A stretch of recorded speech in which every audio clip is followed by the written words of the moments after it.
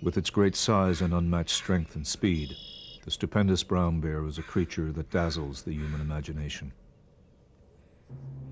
He is plainly the king of all North American land mammals, an imposing force of nature presiding over some of the world's most beautiful and dangerous wild land. No other creature in North America commands more caution and respect than this largest of all predators. Yet his mere existence in today's world is solely dependent on man's protection. The brown bear was once native to Asia, Europe, the Atlas Mountains in Africa, and North America. As recently as the last ice age, the brown bear shared the top of the food chain with the much larger bruin, the giant short-faced bear, more commonly known in prehistoric lore as the giant cave bear. However, the extinction of the Ice Age herbivorous megafauna resulted in the loss of the saber-toothed tiger, the American lion, and the giant short-faced bear, leaving the brown bear and the polar bear as the top predators in North America. Brown bears now only occur in the northwestern barrens of North America and in Europe. In North America, they roam a variety of habitats, including the Alaska Peninsula, the Kodiak Archipelago, the Alaska mainland, the islands south of Frederick Sound in southeastern Alaska, the islands west of Unimak in the Aleutian Chain, and the islands of the Bering Sea. The earliest humans to the Alaska Peninsula discovered that populations of brown bear had long preceded them. Brown bear trails, etched deeply by centuries of use, offer testimony to the bear's antiquity and were used by man for generations as the easiest routes of travel throughout the bear's regions. The most ancient peoples of Alaska have long respected the bear for its cunning and strength. Archaeological evidence suggests that man has hunted brown bears from the earliest times, relying on bears for subsistence and spirituality. Taxonomists recognize brown and grizzly bears as separate species. Technically, however, new science reveals that brown and grizzly bears share identical genetics and are thus classified as the same species, Ursus arctos. The common term brown bear is used to refer to bears found in coastal areas where salmon are present. Bears found inland and in northern habitats are often called grizzlies.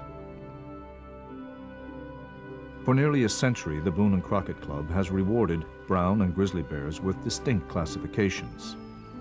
While both bear types occur in areas where salmon are present, of the two, the brown bear is typically larger. For record-keeping purposes, distinguishing between these two bruins can be problematic because classifications are based on a geographic, not genetic, delineation. The size of mature brown bears varies.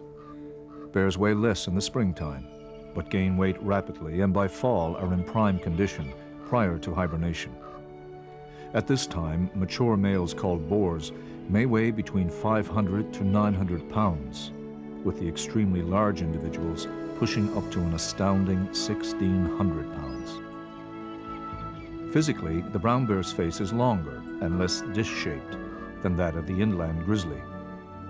They have evolved with shorter claws, and their shoulder hump is not as pronounced. Fur colors range from dark brown to light blonde.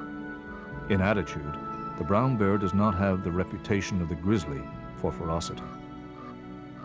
Brown bears have been known to live 34 years, though this is rare. Commonly, old males can reach 22 years, and senior females may live to 26. The brown bear's hearing and eyesight are probably equivalent to that of humans. But the bear's sense of smell is unmatched among mammals. Under the right conditions, bears can detect even subtle aromas from more than a mile distant. Mating takes place from May through July, and brown bear boars may mate with more than one female. Sows experience delayed implantation, which means that fertilized eggs will not begin to develop until November, allowing them to give birth in January or February during hibernation. Litter size ranges from 1 to 4 cubs, but 2 is most common. Offspring typically separate from their mothers in May or June of their 3rd year. In some parts of Alaska, particularly so when food is scarce, research reveals that young bears may not separate from their mothers until they are 3 to 5 years old. In some of these areas, females may skip 1 to 3 years before producing another litter. The current Alaska brown bear population is estimated at 31,000 animals. Population densities vary, depending on the productivity of habitats. In poor areas, bear densities may be 1 per every 300 square miles. By contrast, in areas of high-quality habitat, 1 bear per square mile is not uncommon.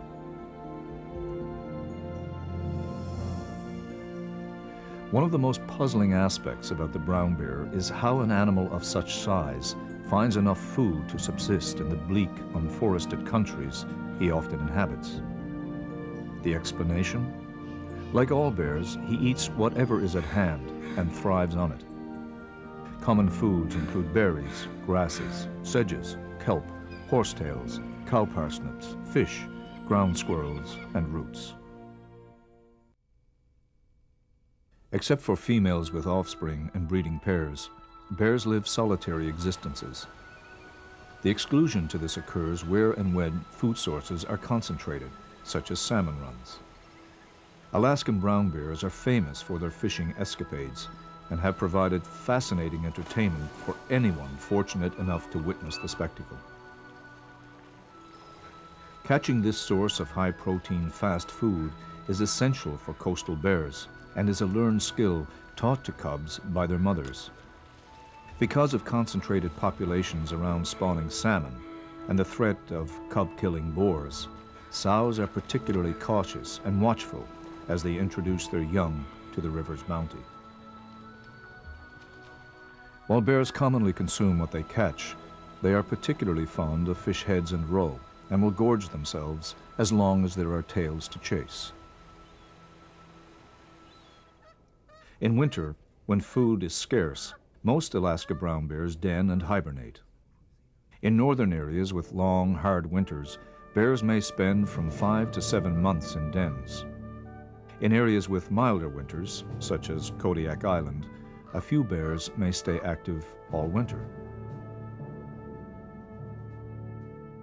Shortly after statehood in 1859, Alaskan bears were hunted and trapped intensively throughout coastal Alaska, which produced sharp decreases in their numbers.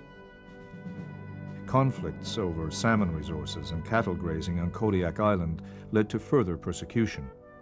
In 1911, the governor of Alaska called for an open season on brown bears, and by 1912, the call went out for the elimination of the cattle and sheep-eating bears of Kodiak Island.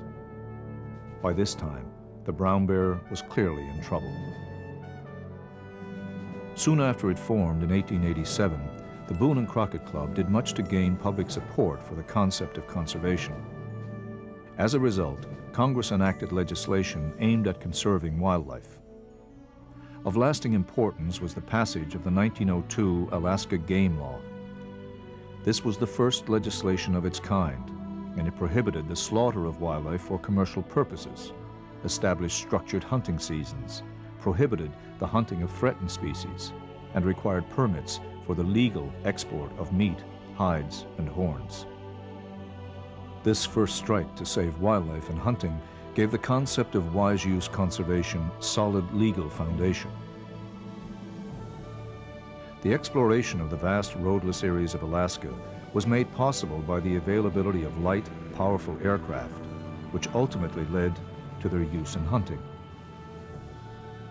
Brown bears were especially vulnerable to the practice of locating game by air, landing, and shooting. When this unacceptable use of man and machine became known to Boone and Crockett Club, its members rallied to expose such practices as unfair, if not immoral, which led to laws that prohibited flying and hunting on the same day. This did a great deal to bring fair chase back to the hunting of Alaskan game.